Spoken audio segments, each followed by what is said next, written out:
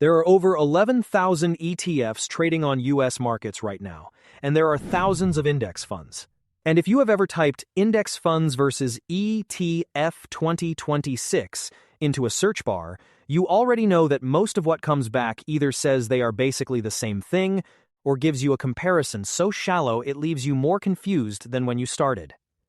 This video is different, because 90% of the content on this topic only tells you half the story, and the half they leave out is the part that actually affects how much money you keep. My name is ARB. This is the Arbitrage.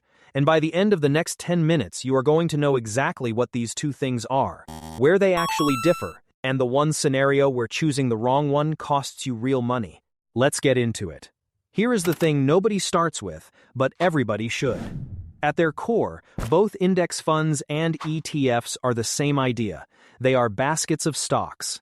When you buy either one, you are not buying a single company. You are buying a slice of many companies all at once. So far, identical.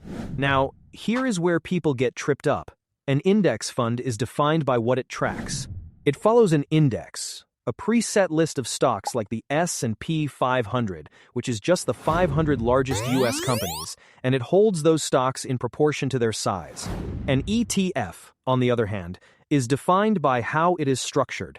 ETF stands for Exchange Traded Fund.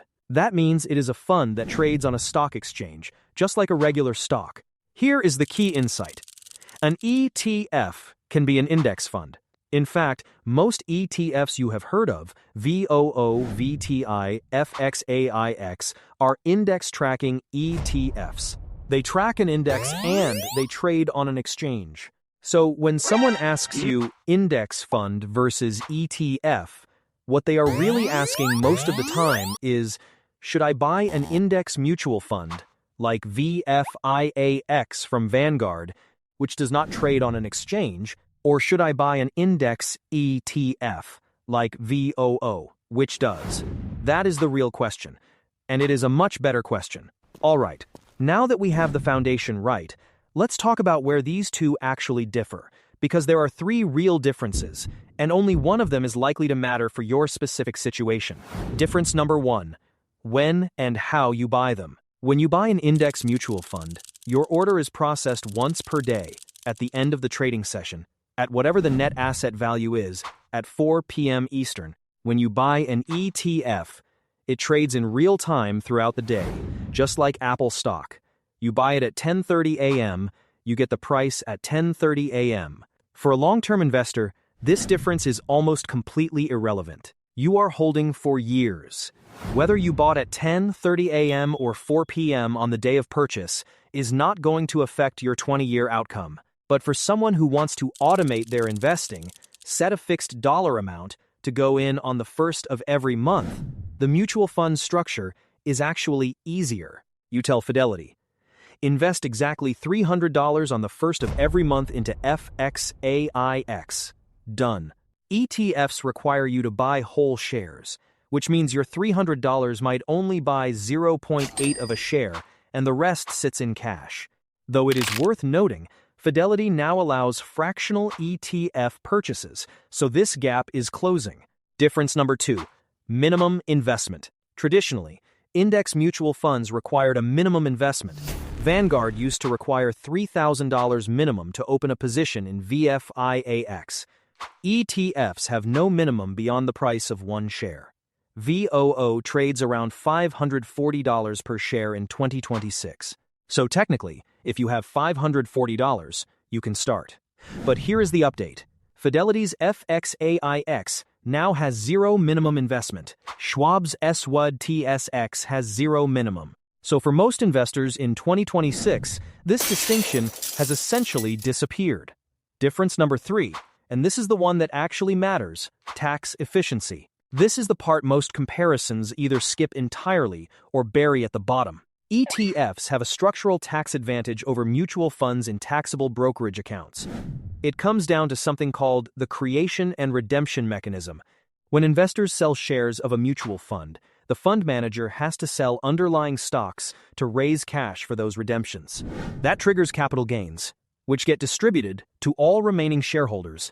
even if they did not sell a single share. ETFs handle redemptions differently.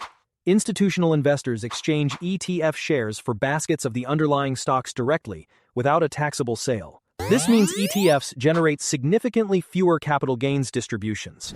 In a Roth IRA or a 401k, where everything grows tax-free, this difference is zero. Tax efficiency does not matter inside tax-advantaged accounts. But in a taxable brokerage account, this is real money.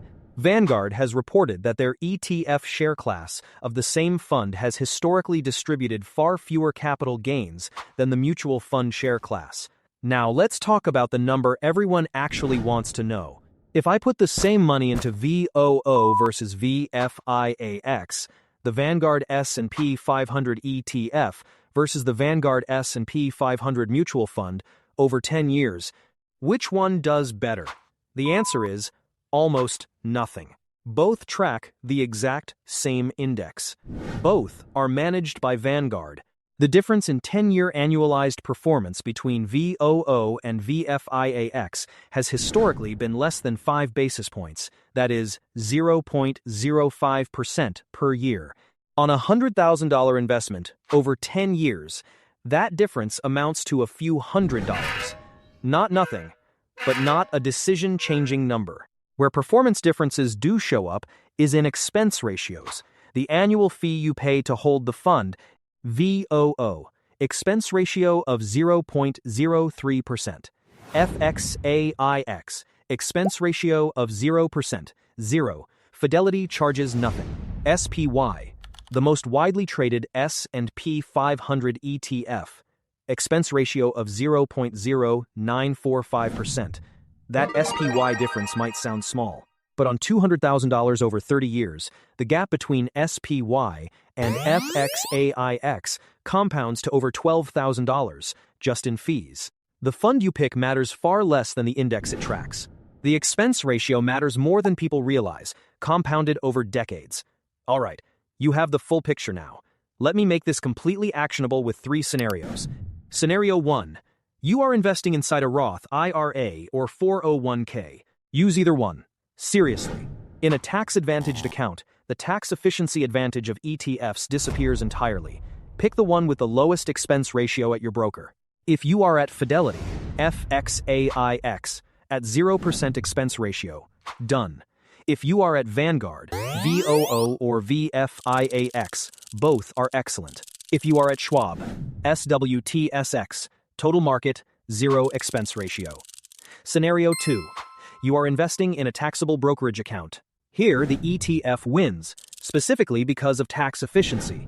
In a taxable account, unexpected capital gains distributions from a mutual fund create a tax bill you did not plan for and did not benefit from. Choose VOO or VTI over their mutual fund equivalents in a taxable account. The structure protects you from a tax drag that compounds quietly over years. Scenario 3. You want to automate fixed dollar investing with no manual involvement. Here the index mutual fund wins, or at least ties. Setting up an auto-invest of exactly $300 per month is cleaner with a mutual fund. You tell your brokerage the dollar amount. It executes. No leftover cash sitting idle. With ETFs, unless your broker supports fractional shares and auto-invest in dollars, Fidelity does, Schwab does, Vanguard now does, you may end up with odd purchase amounts. So, if automation and simplicity matter more to you than marginal tax efficiency, which for most people inside tax-advantaged accounts they should, the mutual fund route is fine. Here is the honest summary. Index fund versus ETF is not really the question. The question is, what account are you investing in? And which specific fund at your broker has the lowest expense ratio? In a tax-advantaged account, it barely matters. Pick the cheapest one at your broker and automate it. In a taxable account, lean toward the ETF structure for the tax efficiency benefit, and stay away from SPY unless you are actively trading. For long-term investors, you are paying 3 times the fee for the same index. That is the only index fund versus ETF comparison you actually needed. If this video saved you from a decision you were overthinking, hit subscribe. Next week, we are running the same kind of analysis on the one question that matters even more. Which index do you actually want to be tracking? The S&P 500 versus the total stock market. The numbers might change your allocation entirely. I will see you then.